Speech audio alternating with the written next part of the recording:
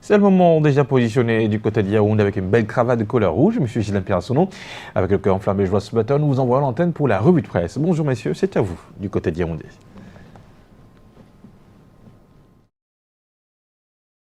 Effectivement, je vous accueille comme à l'accoutumée, le cœur enflammé de joie. Vous, mais également nos millions de téléspectateurs, ceux du Cameroun et du monde entier qui sont tous chargés de d'informations.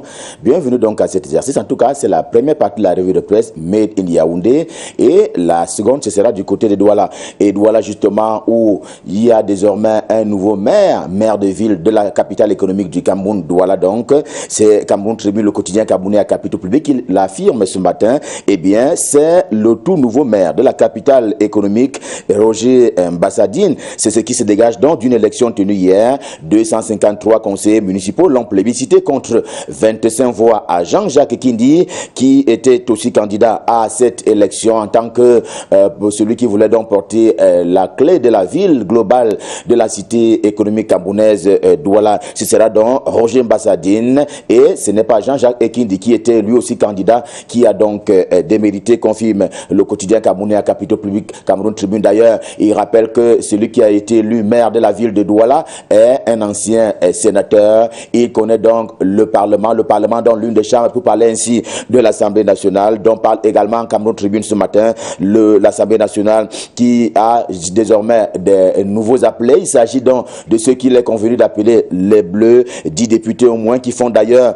partie de ceux qui vont atterrir pour la première fois à l'hémicycle de Ngouaekele. Eh bien, il s'agit donc de ceux-là qui ont été cernés par Cameroun Tribune ce matin. Cabral Libi et Koupi Tadamou font partie de ces profils qui retiennent ainsi l'attention du quotidien camerounais à capitaux publics. Les élections de maire de ville se sont certes achevées, mais mutation de Gab, Georges-Alain Boyoumou, édition de ce jour, établit un bilan on ne peut plus lourd des opérations électorales, celles qui ont conduit à leur désignation, c'est-à-dire celle des maires. L'occasion lui a été donnée au journal donc de constater que la base du RDPC, le Rassemblement démocratique du peuple camerounais, n'y a vu que du feu face au diktat, j'en emprunte au quotidien Mutation, face donc au diktat du comité central de cette formation politique, très souvent porté à investir aux grandes dames de la volonté des militants de la base. Voilà ce que le quotidien Mutation retient ce matin à l'issue donc de ces processus qui ont conduit à la désignation des maires d'arrondissement, mais également des maires de ville, dont on sait que finalement le dernier a été élu hier du côté de Douala. On en parlait tout à l'heure. Les vérités de l'ancien journalistes justement sont également dirigés vers ce paradigme-là. Il s'agit de Adamou Moussa, qui est d'ailleurs à la deuxième une du quotidien Mutation ce matin. Eh bien, il regrette l'absence d'une réelle démocratie au sein du parti politique au pouvoir au Cameroun et en général le processus électoral lui-même, faute justement des normes consensuelles pour la gestion justement des consultations électorales au Cameroun, en tout cas depuis les années 1991, date justement du retour du multipartisme au Cameroun, selon donc que Adamou Moussa qui intervient dans les colonnes du quotidien Mutation ce matin. Et d'ailleurs, voici un cas pratique, celui en provenance de Mbagassina qui est proposé par le journal Investigation. Mbagassina, ville empirique pour le défunt très célèbre humoriste camerounais Jean-Michel Cancan. La honte habillé selon Investigation en kiosque ce matin, qui ne retient que cela au terme d'un processus d'une élection des maires et adjoints de ce côté-là qui a été entaché d'irrégularité si l'on s'en tient aux écrits du journal, lequel souligne avec emphase que la corruption, oui, la corruption aurait prévalu et que le procès verbal de l'élection du maire et adjoint n'a pas été signé ni par le conseiller le plus vieux, encore moins par le conseiller le plus jeune, d'où donc l'indignation qui est exprimée ce matin dans les colonnes de ce journal à travers un éditorial qui est signé Nyassa Soleil. Le jour du jour, le quotidien bleu ajoute qu'au-delà de la honte dont parle justement Investigation, c'était quelque peu la pagaille ici et là qui a donc gagné, en tout cas pour ce qui est de la marche du RDPC s'agissant de ce processus de désignation des maires et adjoints. Tout ça, dit-il, à cause de la modalité des investitures qui a été retenue par le RDPC. Le quotidien bleu, mais expérimenté, eh bien, questionne la question décision ce matin en donnant un certain nombre d'exemples qui portent contestation à l'issue de ce processus électoral et l'on vivra encore ces contestations pour longtemps si l'on s'en tient au quotidien bleu. C'est le cas de Douala, la capitale économique du Cameroun. C'est également le cas de Maroua, la capitale de la région la plus belle du Cameroun, l'extrême nord, mais également Yaoundé pour ce qui est de l'élection des maires, les maires de ville. À Bamenda, capitale, autre capitale régionale, cette fois-là, celle du nord-ouest camerounais, dit-on toujours en deuxième une, cette fois-là du journal Le Jour. Ce sont des hommes armés qui tentent un assaut sur une équipe de football de Ligue 1, en tout cas, joueurs et encadreurs des Dragons FC ont goûté ça. Ils ont goûté à la violence des hommes sans foi ni loi qui leur ont tout pris. Heureusement, leur ont simplement laissé le souffle de vie du côté donc de Bamenda. The Voice, un journal camerounais d'expression anglaise, fait également entendre sa voix ce matin sur cette crise, précisément celle dite anglophone, en ceci que le gouvernement ne se veut plus très prolixe sur les accusations des faits de l'armée camerounaise, l'armée nationale donc, la préférence étant désormais portée à l'enquête pour établir et faire manifester la vérité. C'est d'autant plus que le Cameroun ne cesse d'intéresser les ONG à obédience internationale qui dressent contre lui des rapports qui accablent. Eh bien, le plus récent, et c'est l'objet de la une principale du quotidien émergent ce matin,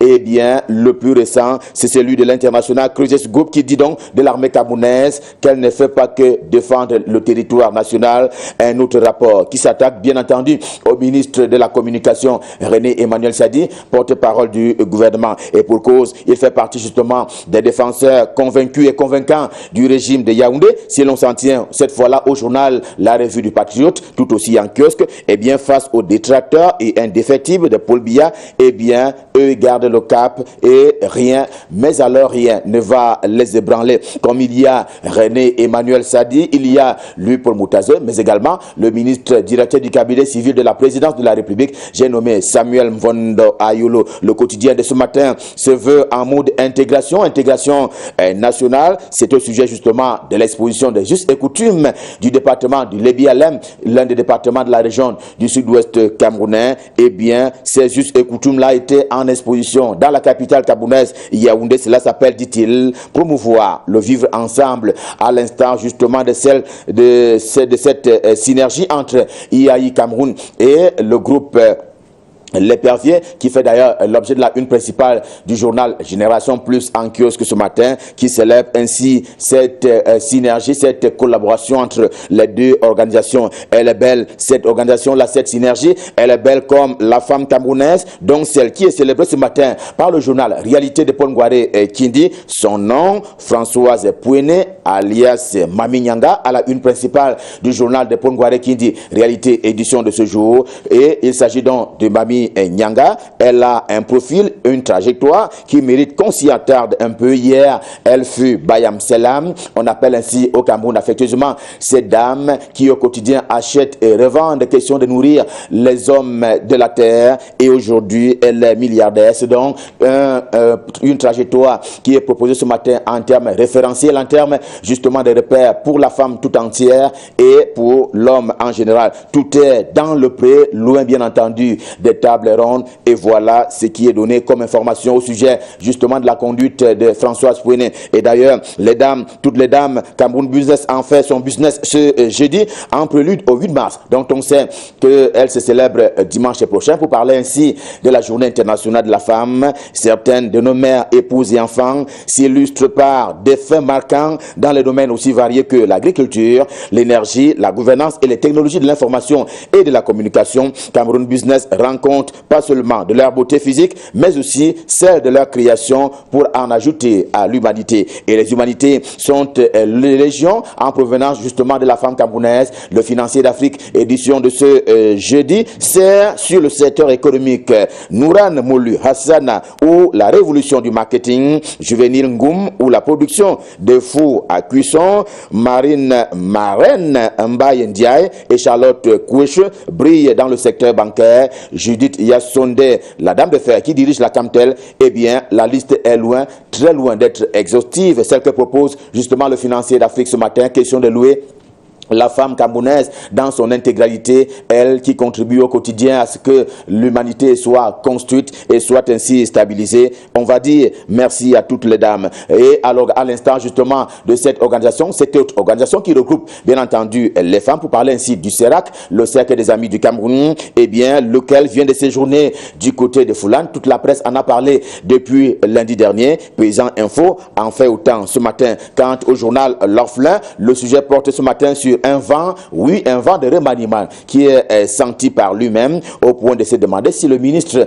directeur du cabinet civil de la présidence de la République, Samuel Mvondo Ayolo, arrivera à sauver le ministre Emmanuel Ngano-Djoumissi en charge des travaux publics actuellement, et à qui certains justement montrent la porte de sortie. En tout cas, c'est une explication qui est proposée par le journal ce matin à propos des faits qui sont mentionnés. La veuve a également les siens en termes de faits ce matin, et ils ont trait à la recherche scientifique. La ministre Madeleine Tuenté, tenant la 7e édition de la rentrée scientifique, a encouragé les efforts des chercheurs camerounais, et elle les a d'ailleurs invités à faire mieux, mais non sans les célébrer à l'occasion de cette autre rentrée, la 7e du genre. Un autre ministre en vitrine ce matin dans la presse, cette fois dans le quotidien L'Épervier, c'est Nalova Lyonga. Elle est en charge des enseignements secondaires. C'est elle qui a choisi d'organiser les Jeux FENASCO A du côté d'Invomeka, et selon le journal, eh bien, il y a lieu de s'inquiéter des infrastructures d'accueil de ce côté-là, sauf à compter sur l'efficacité, sur la résilience d'Emmanuel Salah ou encore de Invomeka, à l'instar de ce que propose le journal La République également en kiosque ce matin, concernant justement cette fois-là le ministre pour la Tangandji en charge de l'administration territoriale. Un seul mot dit le journal: l'efficacité. Revue de presse Made in Yaoundé, édition de ce jeudi Stop Fin, le cœur enflammé de joie, nous vous avons servi. Prenons rendez-vous pour demain quand il sera 7 h pour le même exercice. Pour le moment, rendons-nous du côté de Douala pour y retrouver Junior Hossein pour la suite et la fin de la revue de presse. Bonjour Junior, c'est à vous à Douala. Ghislain Pierre Issono, bonjour. Enfin, Douala a son maire de ville, Roger Bassading. Monsieur le maire de Douala titre à sa une ce matin le quotidien Info Matin. Le journal de Dieudonné 20 nous fait savoir en page 3 que l'ancien sénateur a été élu hier après 2 jours de difficiles et dures tractations, et ce grâce à la médiation du chef de la délégation permanente régionale du RDPC pour le littoral et d'Infis Duvoury, le ministre d'État, ministre de la Justice, garde des Sceaux, Laurent Esso, et du mandataire du parti RDPC, Benoît Ndong Soumet. Le journal souligne que le tact des 2 personnalités a permis finalement d'éviter une bataille fratricide dans la ville de Douala. Et dans le contenu de l'article signé par Lambaran Mamouda, il est à retenir que Victor Roger Bassading sera secondé par ordre protocolaire par le docteur Jérémy Solem, le docteur Roger Ndjichwa, de Leonide Ndomé Mokoko et enfin de Marie-Louise Azongo, originaire du Grand Bam. Il s'agit là de tout un épisode qui a duré 2 jours. Les temps forts sont à lire en kiosque ce jeudi matin. Restons avec Info Matin pour célébrer la femme. Et au bas de une du journal, il est mentionné que dans l'Union Esso, les femmes prennent la moitié des mairies. Et pour le quotidien, il s'agit là d'un bel exemple de parité tel que prôné par Paul Biya et les Nations Unies. Qui sont ces femmes? À découvrir en page 4 du journal. Ce matin également, le Messager, le journal depuis Djaoué, se penche sur l'élection du maire de ville à Douala et nous apprend au bas de sa une et en bandeau rouge que Bassading envoie tonner au chômage et qu'au terme d'un scrutin querellé, il a écrasé son challenger Jean-Jacques Ekindi du MP. En page 5 du quotidien en kiosque ce jeudi 5 mars 2020, on peut lire que 269 conseillers municipaux étaient inscrits pour cette élection. Il y a eu 267 votants et 2 absents. Et le candidat du RDPC a recueilli 235 voix. Son adversaire du MP n'a n'en a recueilli que 25. 7 bulletins nuls ont aussi été dénombrés. Les enjeux de cette élection à lire dans le journal déjà en kiosque ce jour. Dans cette élection du maire de ville à Douala, le RDPC a finalement dicté sa loi. Peut-on apprendre à la une de la Nouvelle Expression de ce jeudi? Le comité central du RDPC, du Parti des Flammes, après moult tractations, a réussi à imposer celui qui sera désormais le tout premier maire de Douala. En page 2 du quotidien, il est à vivre point par point le film d'une folle journée, comme nommé par le journal de Séverin Tchounke.